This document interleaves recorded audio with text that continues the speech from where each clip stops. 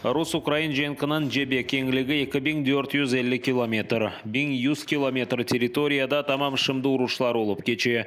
Бұны Украина силалы құветлерінің баш команданы Валерий Залужный, Америка штаплары юлбашчыларының бірлешкен комитетінің башы Марк Миллинен телефон вастасынен лаф еткенде тариф етті. Оның айтқанына көре ең дешетлі урушлар Луганск вилаетінің шымалінде олып кече. Анда ишгалжелер Украин ордосына қыршавға алып, Бахмуттан силя теслим етілмесіні блокламаға істей. Северодонецк шерінде урушлар тоқтамай. Душманның 10 кереге зияде силясы олғаны үшін Украин арби бөліклері шер мерkezінден чекілмеге мечбур oldu. Генерал Залужный мүмкін олғаны қадар тез жебеге 155 калибрлы артиллерия системаларына теслим etmege rica etті. Руслар ise өз ордосына яңа арбилерінен темин etmege hazırlık көре. Російська армія пробує завести на Донбас резервні сили, але які в них можуть бути резерви зараз? Схоже, спробують кинути в бій слабо підготовлених строковиків і тих, кого зібрали за рахунок прихованої мобілізації.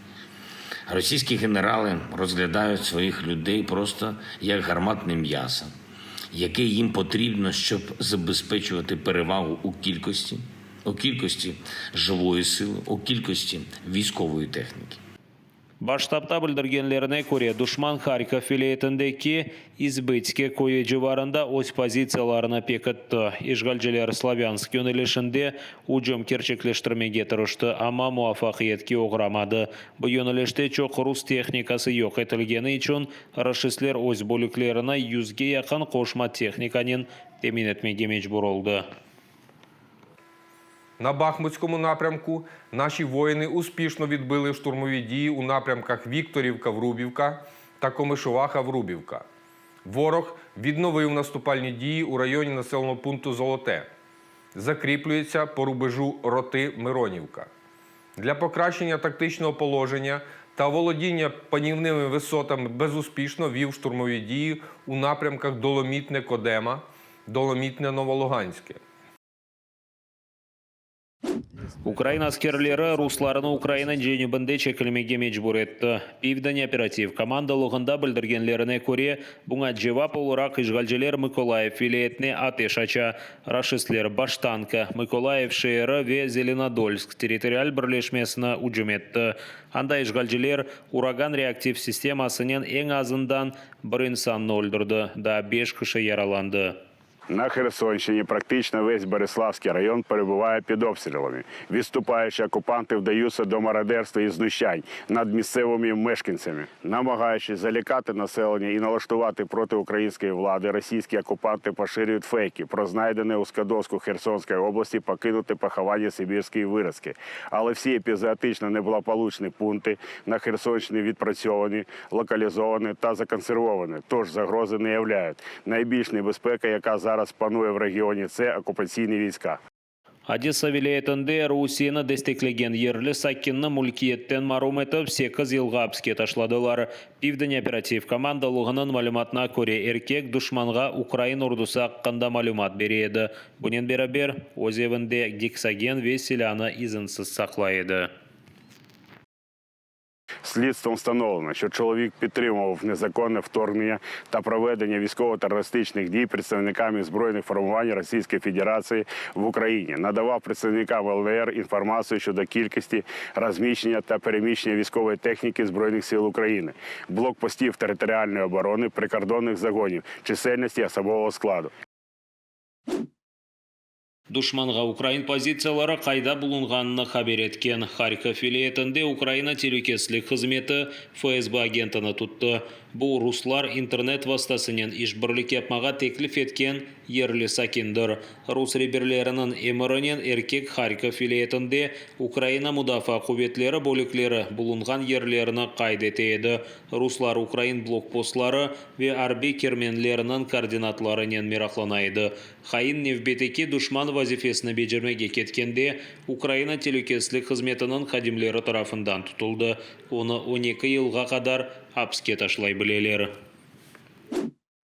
Херсонда сөзді весеқа олған рус паспортлары берілмесіне бірінші күн 23 инсан келді. Олар арасында Херсоннан ишгалжілер елбасшысы Сальда ве оның ярдымжылары. Сақты весеқаларыны да кеченлері ерлі мемуриетте Украинаны темсіл еткен мемурлар алды. Амма тешвиқачылар үшін бұл аз олды. Бұндан әвел олар екі қарталлы паспорт алмаға істегенлерінің сайысы 4000-ге еткенін хабар еткен еді. Я подивився, кого ж в цих новинах виставили в якості херсонців і в якості мелітопольців, що нібито хочуть російські паспорти. Кілька колаборантів та люди з їхнього оточення. Що ж, це більше схоже не на чергу за паспортами, а на намагання отримати квиток, щоб втекти. Дуже показово. Рус ишгалжілері Новоалексеевка қасабасында яшыған Мамед Долгополовны оның евінден қырсызлады. Бұны Қырым татар ресурс мерkezінде білдірділер. Июнь айының башында рашистлер Долгополовнан евіне сұрып кіріп, 32 яшындаки Мамедны белі олмаған йөнеліште алып кетті. Еркек қайда бұлынғаны әліда белі де гел. Малым олғаны кібі рус құветшілері Долгополовнан Номан Челебеджиханадына батальон қалақасы бар дей. Сөз келемі ұммен алғанда февралінің 24-ден башлап, айна себептен 8 еркек тұтылды. Март айында ишгалжілер Херсон регионал меджлес елбашысының муавины Насрулла Сейдалиев ве Новоалексеевка сакины Рустем Гугурикны тұтты. Апрель айында Арсен Ибраимов, Артур Мамедшаев ве Рустем Османов. Апрель айында есе Руслан Абдурахманов ве партизаны койынден олған Айдер Умеров тұтылды. Июньнің бірінде сөзде Русияның юқары махкемесі Номан Челебеджихан адына Қырым татар гоноллер батальонына террористик группа деп танып, оны ясақлады. Русия женкнан яңы фазасыны башлатмаздан әвел Украинада бөле батальон yok еді. Оның ресми ады Номан Челебеджихан адына территориал бірлешменің гоноллер группасыдыр. Оқу қорчалайжылар қайдеткеніне көре, bu insanlarını репрессияларға ұғыратмақ үшін ишгалжілер тарафından uydurulған нефбетеки себептірі. Тынч қаршылық Құрман районының Жанғара, Виднай койынде машина тамерлев мерkezінің сайыбы рус ишгалжілерінің машиналарыны түзетмектен вазгече. Ишгалжілер машинасының көпчегіні деңіштірмеге келген, ама сайыбы рет еткен. Ишгалжілер тамерлев мерkezінің сайыбы атта параға машиналарыны тамерлемеге істемегенне шикайет ете. Геже вақтында З тарифінен белгіленген КамАЗда олған рус арбелері дигер тамерлев мерkezіне қыдырып кетмеге мечбур олған. Вот, пацаны, вот такая помощь, вот такое спасибо, бля, за нашу работу.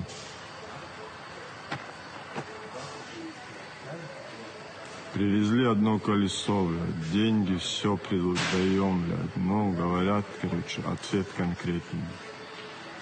Военным не ремонтируют.